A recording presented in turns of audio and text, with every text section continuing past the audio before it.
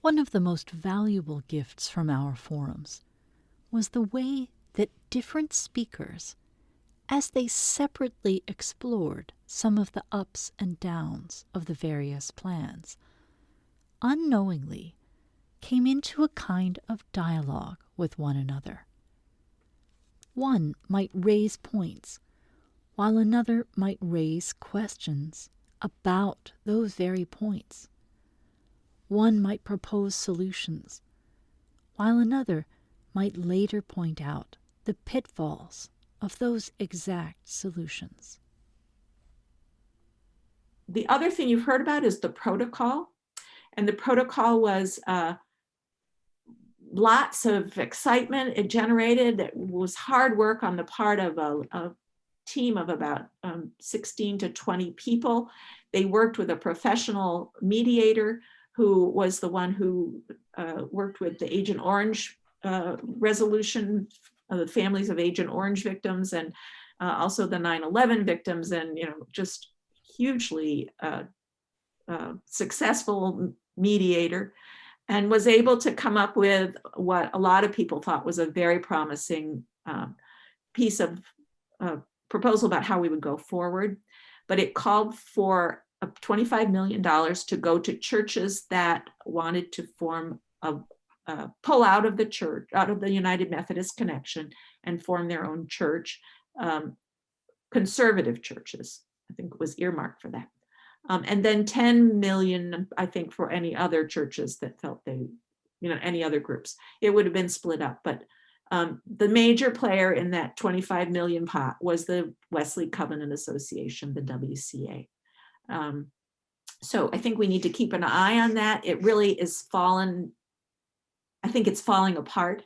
It was timed to work at the 2020 conference that was imminent, and people were anxious to separate, but it did not call for the establishment of a separate conference in the United States. There was an assumption that that would be one of the pieces of legislation that went on, that would come on and be part of that, the next steps. It really was designed to have the conservative wing sort of pull out and make a separate entity with the. And then how did you come to supporting the protocol? And what I can say to you is that was not this is the most wonderful thing, and it was a kumbaya moment at all. We had I think it was a 2-hour plenary where there was representation from the protocol. There was representation from the traditional group. There was representation from I'm drawing a blank on the group, but Jay Williams represented a totally different perspective and said the protocol did not go far enough in terms of what it wanted. And we had the connectional table group that made a presentation on the regionalization of the denomination. Lots of questions, lots of, and we had, I think there were 5 bishops that were sitting at the table also that were giving some leadership to this plenary. But it wasn't unanimous, but for the most part, folks felt like that the protocol probably gave us the best option as we moved forward. There was no doubt in anybody's mind that there was going to be a split, that we really felt that we were at that point. And I think that's where there was agreement. When we took the vote, it was a majority of the folks said yes, that we thought that this was a worthy option to explore, given, because Bishop Easterling and I think it was, Bishop Easterling led that discussion, but helped us to understand who was at the table and how their discussions went. And practical applications for the protocol. So I'm in Rio, Texas, annual conference, which is that we have 5 conferences in the state of Texas. we are considered, along with the North Texas Conference, to be the two most progressive conferences in Texas. And if you know anything about Texas, that's relative, right? The word progressive is relative depending on which state you're at, which conference you're in. If the protocol were to pass, I happen to know the composition of our conference Board of Ordained Ministry, and queer people still would not be ordained in my conference. Even progressive clergy who support queer clergy would not be ordained in my conference. It would be a church by church decision over whether to do same-sex weddings. This is problematic because you're continually debating the worth of human beings, and the harm continues.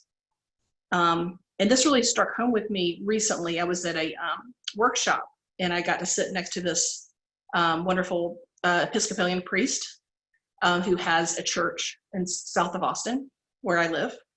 And we got struck up a conversation, and in my mind, the Episcopalian Church and the Presbyterians, they're so far ahead of United Methodist, right? It's like we strive to get as far as they've gotten. And then she started sharing a story about a gay couple in her church, and she's a straight cis woman, white woman, and that they were going to get married. And I was like, oh, great. What are you planning for the ceremony? It's going to be in your sanctuary, right? And she says, well, actually, it's going to be at the church down the road. And I'm like, what? She goes, oh, it's another Episcopalian church. And so my head must have gone it's almost sideways trying to understand what was happening. She explained that their bishop, or their equivalent of bishop, had made a determination for their area, regional area, that each congregation, every single time a couple wanted to get married, a queer couple, that the congregation had to vote on it. Not one vote for, okay, from here on we have weddings, for every single wedding. So her congregation had voted that they weren't going to have the wedding there. And I asked her, I asked, how did this couple feel about it? And she goes, oh, well, they love us and they're going to come back after the wedding. And I had to wonder about that. And even if the couple was okay with that, there are children. I have a college-age daughter. There are children in that sanctuary who see this, in that congregation who see this, and are watching the church devalue people. So trying to, even at the best case scenario, the protocol is going to be deadly for conferences like mine.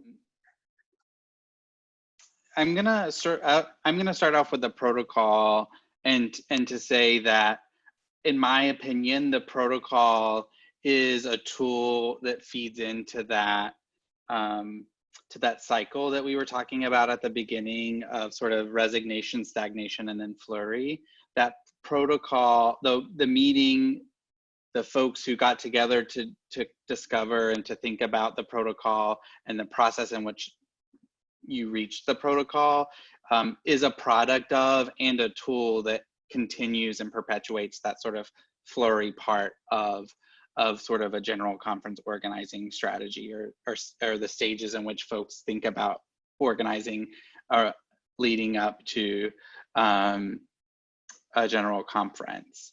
But one of the things that I know is that Kelly and I are in different places on this. And so it's really great that you asked the question, and I'm really excited that we both can talk about where we are and how we approach the protocol, and talk about that divergence together. So for me, the protocol is about that fury, that quick, let's get something together, let's try to decide from a small group of people. And I think that for us, or for me, one of the things that really encourages me about the work that we're doing in the greater Northwest area is that we're creating, because we're starting from the grassroots and working our way up, we're creating a strategy and a vision of who we, and an identity of who we are in this region, so that it doesn't matter what happens, whether the protocol passes or doesn't passes, how the protocol changes between now and when it's voted on at a general conference. We're rooted in our identity of who we are, and we can easily pivot and move forward from that identity, not from an action of the General Conference and an action of a small group of people who made a decision. But I'm gonna let Kelly jump in on this question as well. Thank you. So my perception on the protocol is a little bit different in that I've used my connections across the United Methodist Church to use this opportunity to talk about the protocol, but also bring in voices that have been marginalized. And really now we're actively working on some petitions that refine the protocol, really looking at opportunities for people to put their hands on writing some petitions and allow them voice among their circles of influence to promote pieces of the protocol and really identify why it is that they like these pieces. And this is really for centrists and progressives that are more toward the center. In the Western jurisdiction, there are those folks who have really just identified that regardless of what happens at the next General Conference, this denomination is no longer tenable for them. And then there are those in the WCA and others that are traditionalist leaning who have also agreed the same thing. So really my goal is to work with whatever the remnant is, that majority of folks who are going to be under the big tent denomination after General Conference, getting those voices to really participate in a way that I think has traditionally been in the hands of so very few. We have so many youth and young adults and queer people and people of color who were, for the special session, put on delegations, and I think that energy is super positive, and I just want to continue to work with that and what the protocol has to offer. First real contrast here. The first real contrast is that we, in all that we do, are seeking process more importantly than outcomes. We recognize that the work we do together will be done in a way that leads us in places maybe where we don't expect. And we want to be open to that movement through our collaborative work. So in contrast, the protocol seems to take a conclusion and then work its way to reaching that conclusion. It has an outcome in mind and shapes the process to fit that outcome. It does so in ways that leave the future United Methodist Church vulnerable to regionalism and incrementalism in movements toward justice or the applications of discriminatory practices, if not denominational policies of discrimination. So one of our major concerns about the protocol is that it leaves open to local churches, annual conference boards of ordained ministry, how they will choose to discriminate, especially against LGBTQ people in their ordination processes, appointment making, employment and leadership selection. So we're concerned about the regionalism that might emerge. So things might be all right in one place or another for some people, but it weakens the connection and so the opportunity for solidarity and justice movements within the United Methodist Church. We're concerned too about the incrementalism of the protocol, that it seems to say we'll be inclusive of people rather than really witnessing representative leadership and equity. There is, of course, also, and this is my personal greatest objection to the protocol, a great risk that it will not pass. Since then, we've also heard that the protocol won't be the answer for even moderates that they might be hoping that it will be, that the WCA will depart en masse from the United Methodist Church. Several WCA churches have announced clearly that they will be staying in the United Methodist Church no matter what.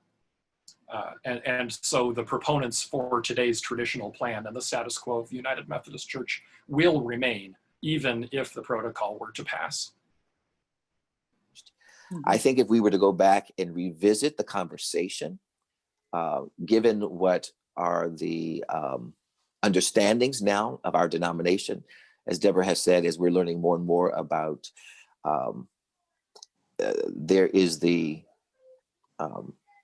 realization that the Methodist Church financially may not hold as we have known it, because the reality is that as we're looking at the sharing of mission apportionments and mission shares that help the church live into what it is not being available, and cuts that are occurring, the protocol probably is up for reconsideration by Black Methodists for Church Renewal, because one of the driving things about the protocol was that it allowed not only Black Methodists for Church Renewal, but every caucus to see itself having funding to do the work it was committed to do. Yeah. And if you're talking about that being not available or not, I think people begin to wonder what else is there. Mhm. And the interethnic strategic development group that we're a part of, there has been the conversation there around the Christmas conference. Mhm. Whether or not, as we look at it, we want to say, look, let's hold the denomination together. We'll still be a global connectional church, but we will look at the ability of the United States being a region and other places having their own region. And I think that will be part of the conversation when we gather again for our annual meeting, that along with other considerations will be placed on the table to see if we are in a different place as Black Methodists regarding how we live into still wanting to advocate for the unique needs of Black people and help this church live into its desires to be a beloved community. Where do you put the protocol and the Christmas covenant and all that? I said, I've made this analogy of a vehicle, of a car. And I say the protocol, if you are driving a car, the United Methodist Church is the car. The protocol is your rear view mirror. Like somebody asked, there's nothing we are going to do to keep together. That split is going to happen. So people ask us, you people in the Christmas covenant, are you supporting or opposing the protocol? We are not supporting it. We are not opposing it. We know it's a reality that is there, and this is what is going to happen. That's our rear view mirror. When you are driving, you don't focus on your rear view mirror, but you check on it every now and then. For those of us who drive in the African jungles, you run over a snake, you keep your eyes on the rear view mirror to make sure you left it on the road, it's not hanging under your car. That's how you drive. So you use your rear view mirror for that. So that's the protocol. That's where we are coming from. That's where we have been.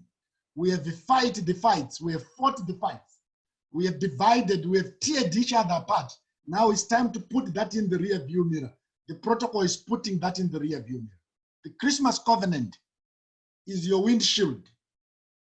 And the windshield is the biggest window on your car because it is showing you the road where you are going. You make your decision based on your windshield. You are alert based on your windshield. It tells you the curves, the potholes, and the road that you are traveling and the future where you are going. That's the Christmas covenant with all the regions, with all the changes, with the unity we talk about, with the regional differences we talk about. It's all on our windshield, and that's where we are going. That's the analogy I would want to end with on the relationship between the two legislation.